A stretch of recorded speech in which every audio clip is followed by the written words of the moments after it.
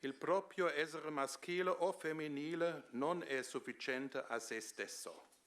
Ciascuno di noi si sente indigente e mancante di un complementamento.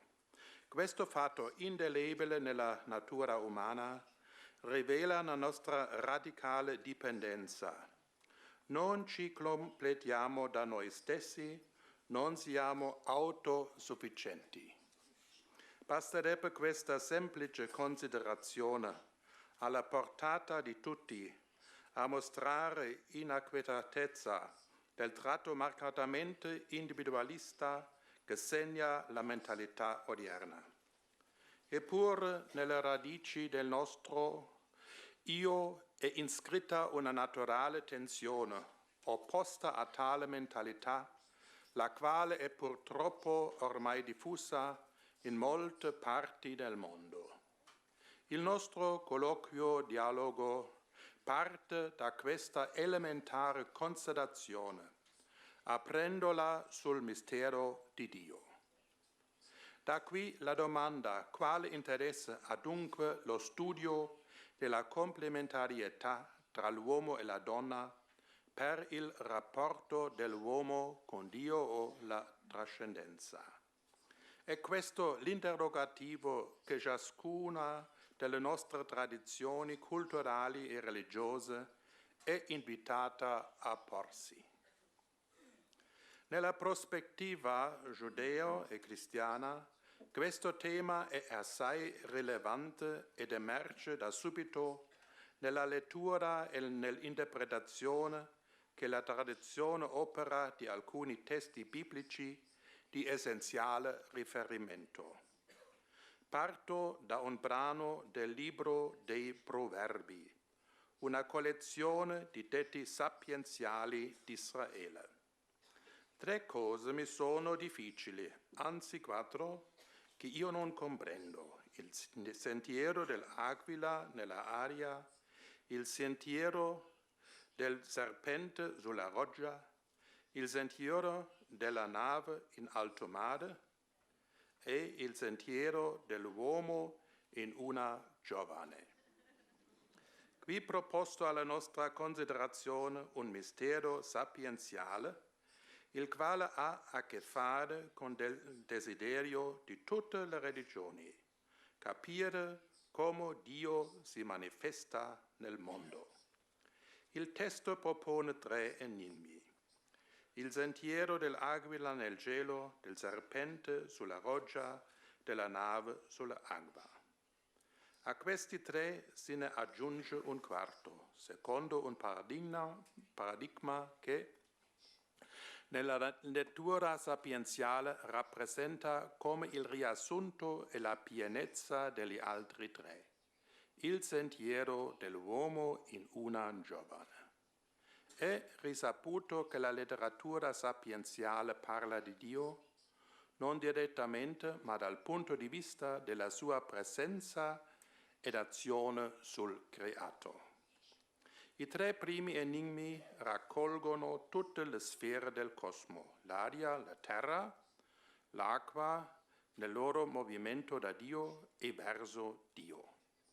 Ricordano così il primo capitolo della Genesi, che ci racconta la creazione di tutti gli elementi del cosmo e di tutti gli esseri, seguendo il ritmo temporale, spaziale della settimana, verso il sabato del riposo di Dio o di tutti in Dio. Questo racconto culmina nella creazione dell'uomo e della donna, invitandoci così a considerare il quarto enigma: il sentiero dell'uomo in una giovane, come la pienezza di tutte le vie con cui Dio, il Creatore, si rende presente nel creato e lo dinamizza verso di sé. In questo senso, se il primo racconto della creazione finisce proprio nel sabato, come giorno dell'alleanza, il secondo racconto trova il suo compimento quando appaiono l'uomo e la donna, simbolo della grande alleanza tra Dio e Israele. Quale è dunque alla luce di ciò il significato dell'espressione il sentiero dell'uomo in una giovane? Secondo alcuni può riferirsi al cammino per cui l'uomo si unisce alla donna, alla unione coniugale. Nell'unità in una sola carne di marito e moglie partecipa tutto il cosmo assunto nel corpo degli sposi e si apre nell'amore, amore di Dio, verso la presenza e l'azione di Dio. L'espressione può anche significare il cammino di uscita dell'uomo e della donna, vale a dire la nascita come luogo meraviglioso di presenza del Creatore, della sua grazia, che benedice la sua creatura. Grazia e benedizione.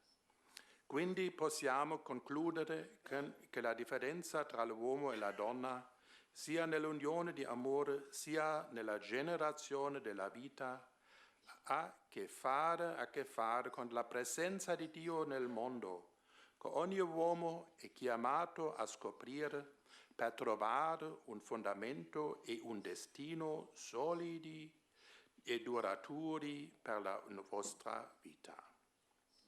Questi pensieri possono aiutarci nella domanda: che sarà il centro delle nostre riflessioni durante questo convegno?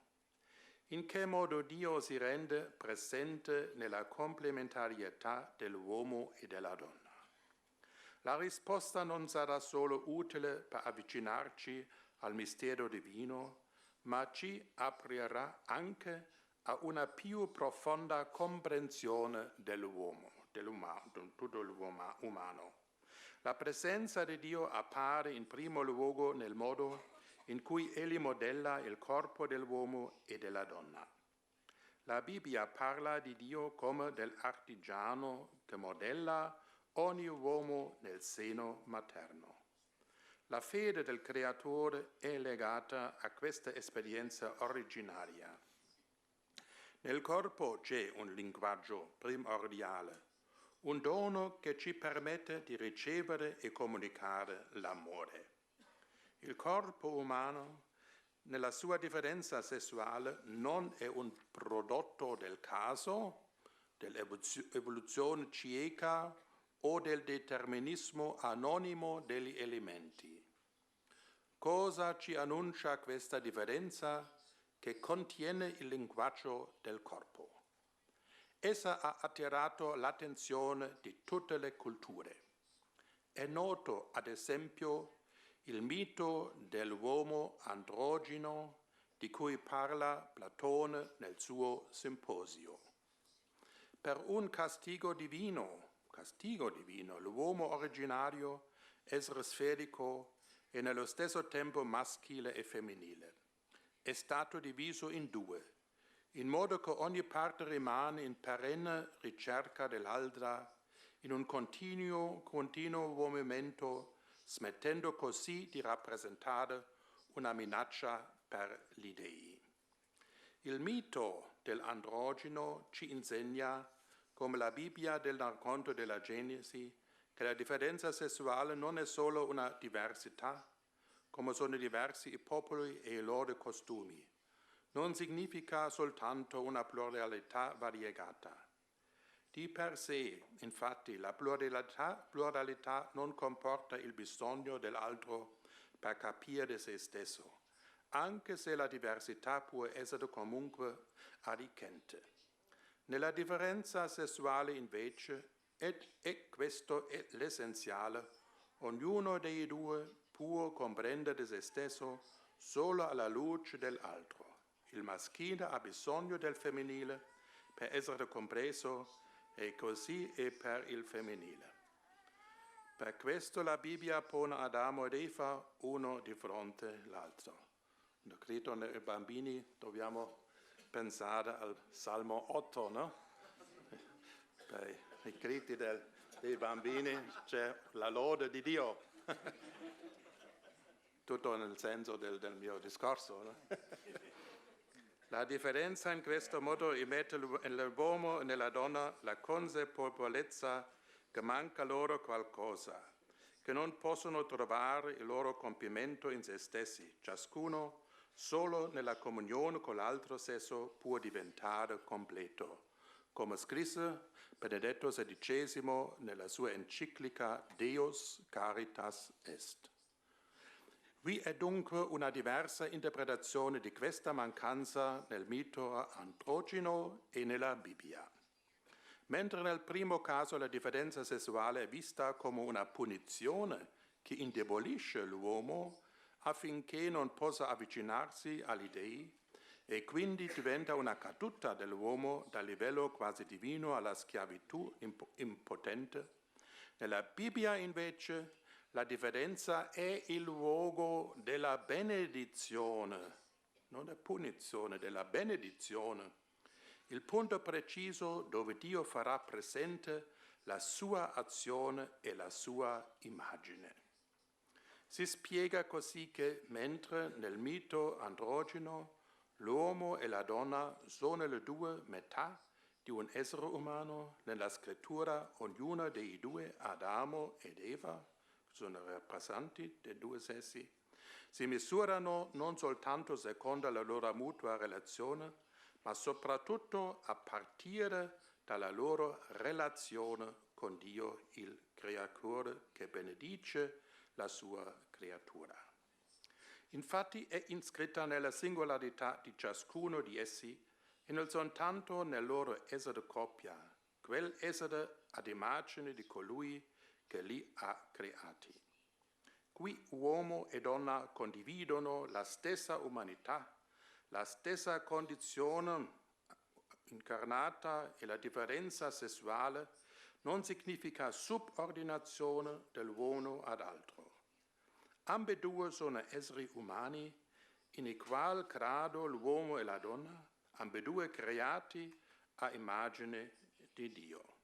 Ha scritto Papa Giovanni Paolo II nel Mulieris Dignitatem.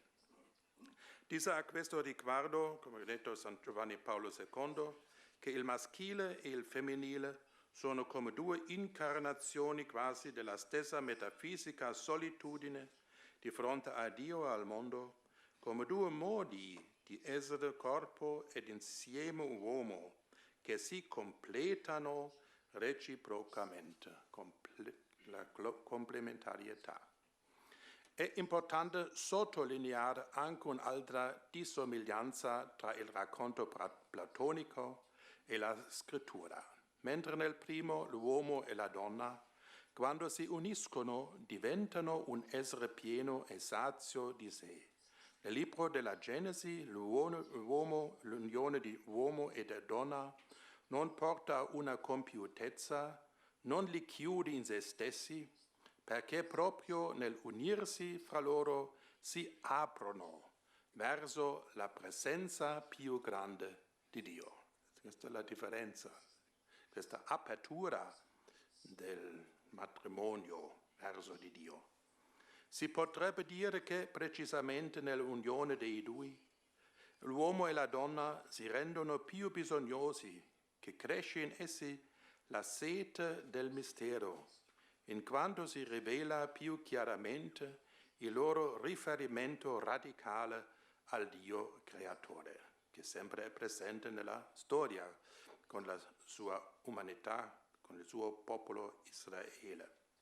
L'unione immette così una dinamica, un movimento, come ci racconta il Cantico dei Cantici, in cui l'amato e l'amata sono nello stesso tempo alla continua ricerca dell'uno dell'altro e di Dio. Con parole magistrali lo aveva già espresso San Agostino.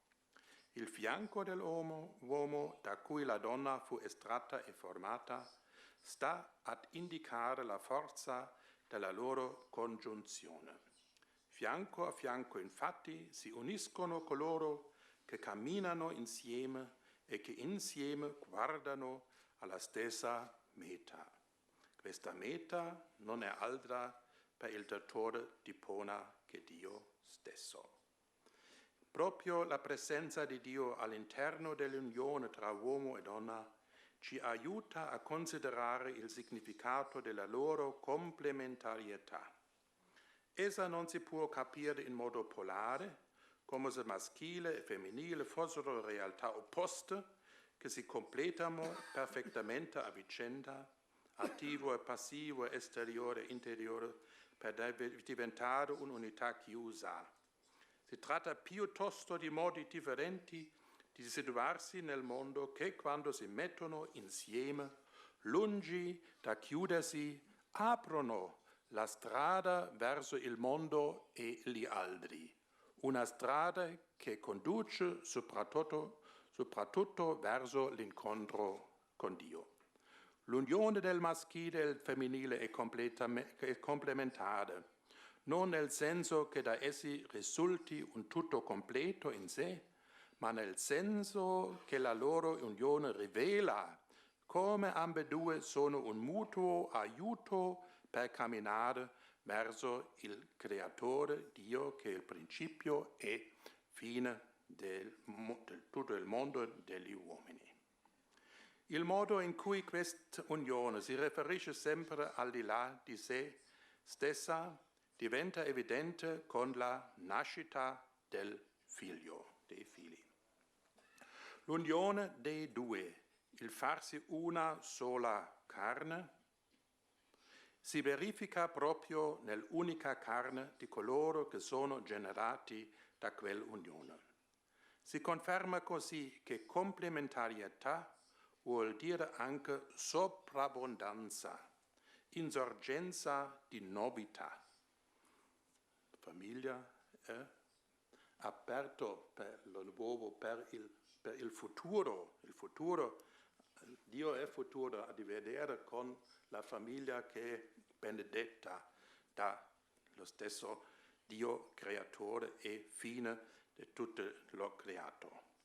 Dalla presenza del Figlio proviene una luce che ci può aiutare a descrivere la complementarietà dell'uomo e della donna. Il rapporto dei genitori con il bambino, dove ambedue si aprono al di là di se stessi, è un modo privilegiato per capire la differenza tra l'uomo e la donna nel loro ruolo di padre e madre. Come Santo Padre ha detto, tutti i figli, i bambini hanno il diritto naturale dentro della creazione, del piano di Dio, di avere il suo proprio padre, propria madre, di vivere con loro. La complementarietà non si comprende allora quando guardiamo all'uomo e alla donna in modo isolato, ma quando li consideriamo nella prospettiva del mistero verso cui la loro unione si apre e in modo concreto quando guardiamo il maschile e il femminile alla luce del rapporto con il figlio. Si potrebbe aggiungere che il femminile si caratterizza per una presenza costante che sempre accompagna il figlio. In tedesco, mia lingua. Infatti, quando una donna è incinta, si dice che porta un bambino, non nel pancia, nel ventre, ma sotto il cuore, da sie ein Kind unter dem Herzen trägt. La filosofia contemporanea ha parlato del femminile come dimora, come presenza che avvolge l'uomo dall'inizio e l'accompagna sulla strada, come sensibilità singolare per la persona, come dono e per la sua affermazione. I bambini come un dono di Dio, il frutto della benedizione della coppia del matrimonio. D'altra parte il maschile è caratterizzato riguardo al figlio come la presenza di qualcuno della distanza, in una distanza che attira e così aiuta a percorrere il cammino della vita. Ambedue, maschile e femminile, sono necessari per trasmettere al figlio la presenza del Creatore, sia come amore che avvolge e conferma la bontà dell'esistenza, malgrado tutto, sia come chiamata che da lontano invita a crescere. In questo modo maschile e femminile sono dimensioni che si intrecciano e si scambiano, in modo che la donna arricchisca l'uomo e l'uomo la donna, perché partecipino l'uno alla proprietà dell'altro e possano insieme trasmettere al figlio l'essere ad immagine di Dio. Da quanto abbiamo detto sopra si evince una conseguenza importante. Il primo luogo in cui la differenza sessuale appare nella vita delle persone è appunto l'esperienza di filiazione. La nostra origine, il nostro primo luogo di contatto con il mistero, si rivela nell'unione dei nostri genitori da cui ci proviene la vita. Questo primo incontro comincia anche la possibilità di pregare a Dio, di parlare a Dio, di avere questa coscienza, di essere indirizzato da Dio, dalla parola di Dio. Il maschile e il femminile rendono visibile per ogni bambino che viene a questo mondo in modo quasi sacramentale la presenza del Creatore. Il bene di questa differenza, la percezione del maschile e del femminile, è la grammatica essenziale perché il bambino possa essere educato come uomo aperto al mistero di Dio. Dio è la speranza futuro. Queste sono le dimensioni bibliche. Ecco perché senza integrare la differenza sessuale nella propria vita, lavoro che si fa sempre con fatica e che richiede sforzo e tempo nell'apertura agli altri, è impossibile chiarire e accettare la propria identità, ma non chiusa in se stessa, ma una identità relativa, relazionale verso di Dio e verso gli altri. È impossibile trovare la strada della vita, che è una dimensione positiva, non nihilistica. Si apre qui un campo dell'azione misericordiosa della Chiesa e delle religioni e verso le persone ferite. La complementarietà dell'uomo e della donna da questo punto di vista possiede un imprescindibile ruolo sociale. Si tratta di un bene comune che la società è chiamata a proteggere per promuovere il bene comune. Questo bene comune non viene primariamente dallo Stato, ma dalla famiglia. Senza poter indicare tutti gli aspetti di questa ricchezza, possiamo dire che la differenza sessuale è un bene per la società, in quanto garantisce la dignità della persona che nasce, la quale non sarà mai, se generata nell'unione coniugale, il prodotto del volere isolato di un singolo uomo, ma il frutto sempre soprabbondante di un amore coniugale che si apre verso il mistero. I genitori amano i loro figli. Organizzazioni internazionali, Stato non può amare, può preoccuparsi della gente, ma non possono amare. L'amore, questo è la fonte della nostra esistenza, della speranza, la gioia dell'orientamento verso un futuro non scuro, ma un futuro pieno della luce. La complementarietà diventa essenziale nella generazione e nell'educazione del figlio. Generazione e educazione fanno un insieme del figlio e quindi nel cammino della società, nel tempo, nel nesso essenziale che vi è fra tutte le generazioni. Anche questo è molto importante, il contesto delle generazioni, non solo i genitori, ma anche nonna, nonni, i fratelli, tutta la grande famiglia, ma con questa coscienza noi facciamo parte di un popolo nella sua storia. Tutte tutti i popoli del mondo che fanno quasi l'insieme, la totalità della umanità, dei quali siamo membri come creature di Dio.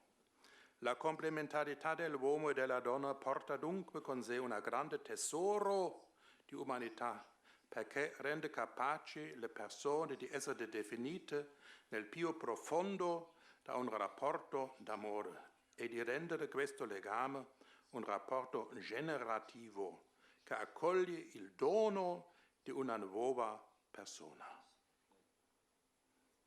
In questo modo ci aiuta a comprendere il mistero divino che in essa si rivela e che Gesù, la religione cristiana, ha confermato parlando dell'unione tra uomo e donna come ciò che Dio ha unito, ma nel Nuovo Testamento una citazione dell'Antico Testamento. Possiamo capire allora perché Dio abbia scelto appunto la differenza tra l'uomo e la donna per manifestare la sua storia di amore con il popolo di Israele. Quando non si coglie più la ricchezza di questa differenza sessuale, è impossibile comprendere la fedeltà di Dio sposo che continuamente perdona a Israele le sue infedeltà. Non solo Israele, in senso analogico per tutti gli uomini. Possiamo capire inoltre, perché Israele can...